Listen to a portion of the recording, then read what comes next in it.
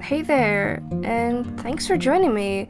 Welcome to the first episode of Crown's Honor. Dude, I am so excited. I've got chills. Okay, so this series is going to be as interactive as I possibly could make it.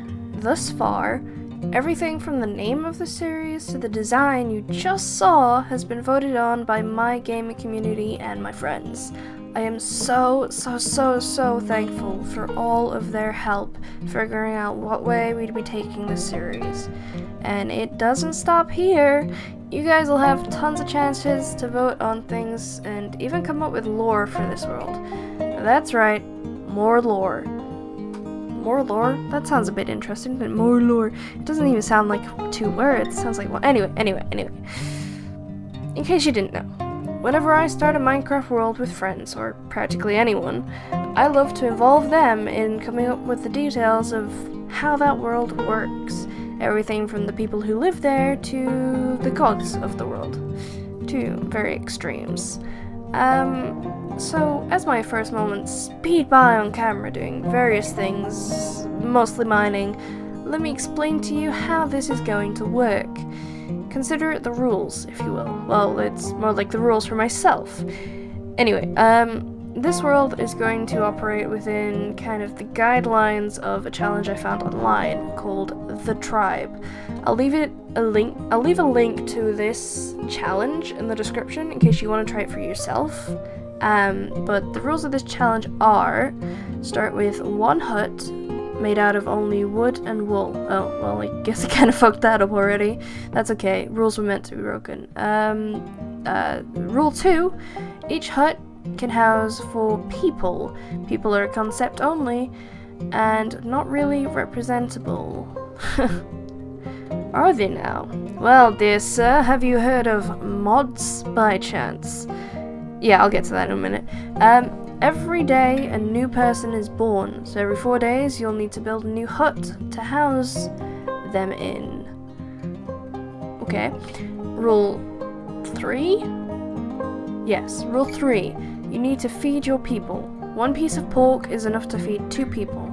Rule 4. You must play on normal difficulty, and as such figure out a way to defend your people from hostiles.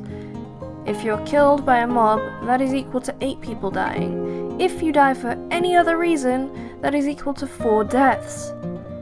Rule 5. Your huts must be furnished with at least 1 bed. Alright, well, that's the base rules of that challenge.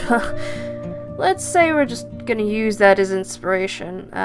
So here's my rules for this series.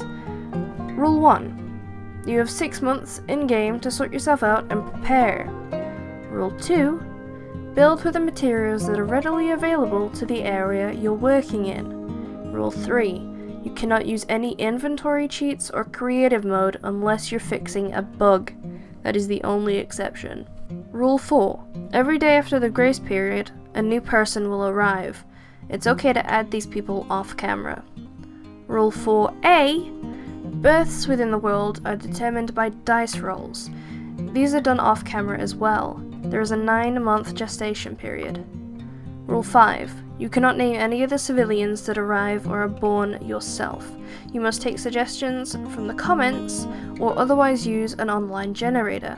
Rule 6. You cannot name any of the towns, farms, or locations that you build. You must take suggestions from the comments or otherwise use an online generator. Rule 6A, on the topic of naming locations, viewers can vote on a final name of a location if there are many good suggestions. Rule 7, you must feed your people every day. Each person requires 2 full stumps of hunger or 4 points. Rule 8, you must play on normal difficulty. Rule 8A, you must ensure that each location has a logical form of defense against hostiles. Rule 8B, if a mob kills you, that is equivalent to 8 people dying. Rule 8C, if you die for any other reason, that is equivalent to 4 people dying.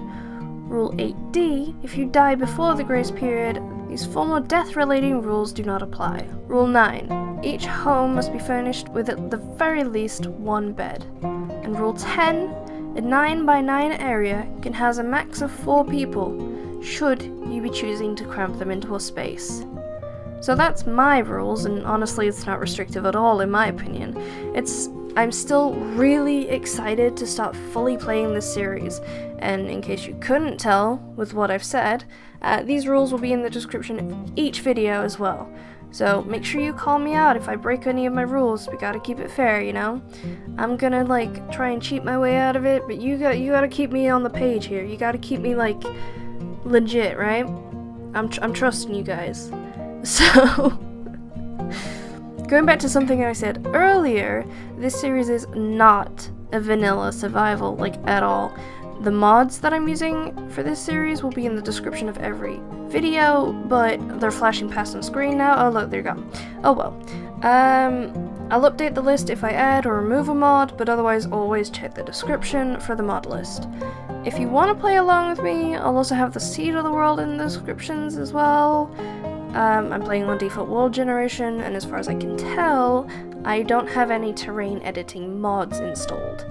Just in case you wanted to ask about the resource pack, because some people do. It's John Smith Legacy, there you go, also in the description, just Google it, it's fine. I'm not answering these questions on any video, and I'm stating it now so I don't have to say it again. The things that I've just said are going to be in the description, every video. That is in case someone turns around and asks, where can I find this? Well, check it out in the description, buddy. It's already there. But real talk. This series is supposed to be interactive. It's supposed to be a two-way street, right? You guys can come up with the lore, the stories. You can post whatever you want in the comments. Maybe you decide I should make a temple to a chicken god that lays golden eggs full of dynamite or something. I don't know, and I don't care. That sounds like it could be funny. So go with it. Yeah, absolutely.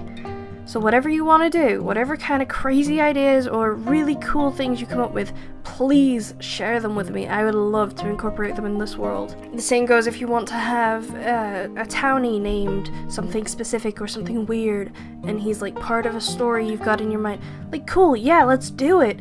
And all sorts of things. I'm just so excited for you guys to have the opportunity to build this world with me, and I know this isn't an original idea. I know this has been done before because I like to watch these things, but I like to play these things as well, and that's why I'm doing mine, right?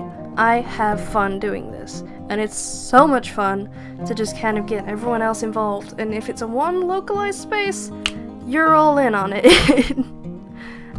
Well, I'm gonna leave you with some music for the last bit of this video, and I'll catch you next week, every Saturday, for a little bit of Crown's honor.